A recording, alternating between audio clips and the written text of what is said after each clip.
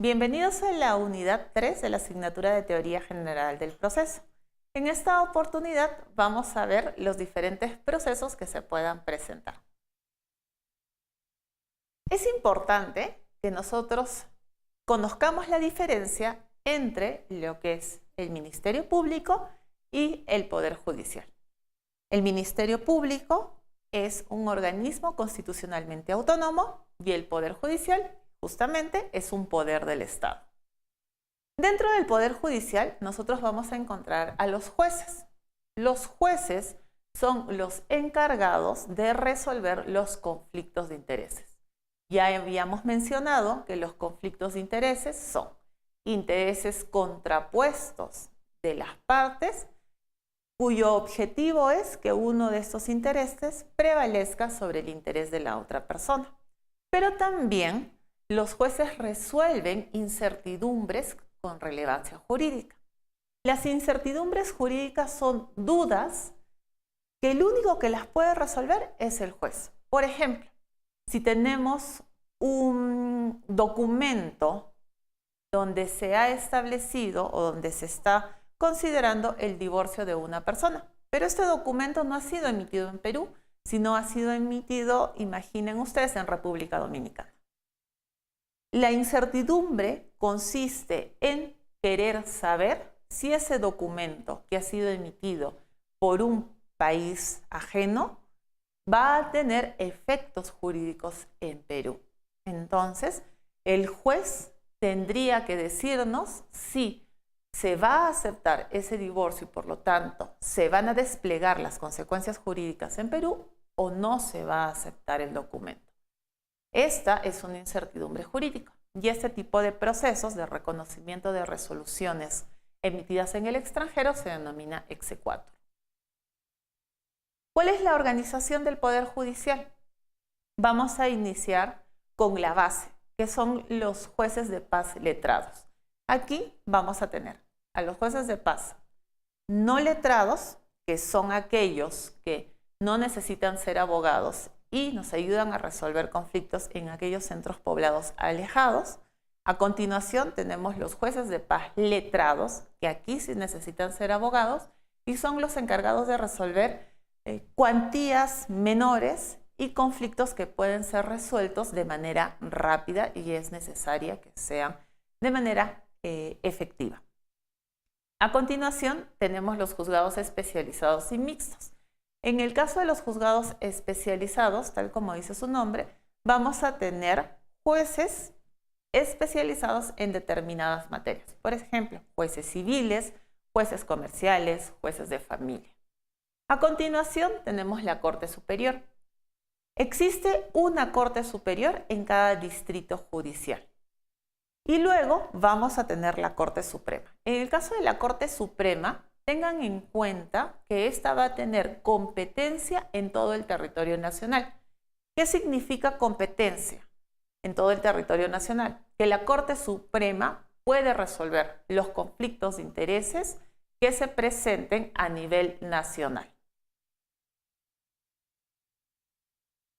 ¿Qué sucede en el caso del Ministerio Público?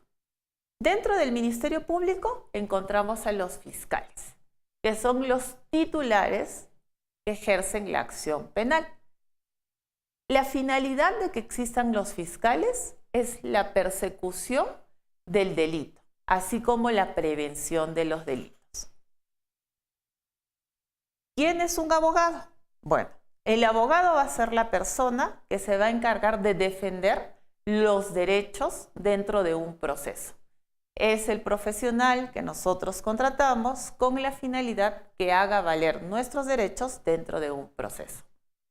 Y ahora sí, teniendo ya a todos nuestros actores, podemos ver que ellos van a intervenir de diversa manera dependiendo del tipo de proceso en el cual nos encontremos. El proceso civil busca la protección de derechos vinculados a este ámbito. Aquí el juez igual resuelve el conflicto.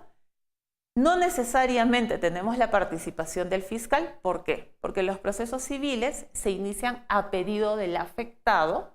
En ciertos casos, como por ejemplo en los divorcios, sí se necesita la presencia del Ministerio Público. Asimismo, hay procesos que por ley se determina que el Ministerio Público tiene que emitir un dictamen. En el caso penal, estamos hablando ya de la comisión de delitos. Aquí, el agraviado como el Ministerio Público tienen la posibilidad de iniciar el proceso. Casos de familia son todos aquellos vinculados a temas de alimentos, temas de régimen de visitas, temas de divorcios, etc.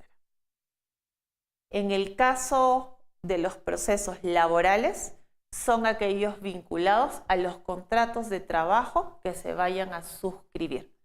Contratos de trabajo o convenios colectivos. Y finalmente, en los casos comerciales, vamos a hacer referencia a aquellos procesos donde tenemos a una persona jurídica involucrada en el conflicto y que justamente esté tratando, por ejemplo, temas de la misma sociedad, de un acuerdo societario, que estén buscando la nulidad del mismo, la revocación del gerente general, etc. Estos no son los únicos procesos que existen, pero son los principales.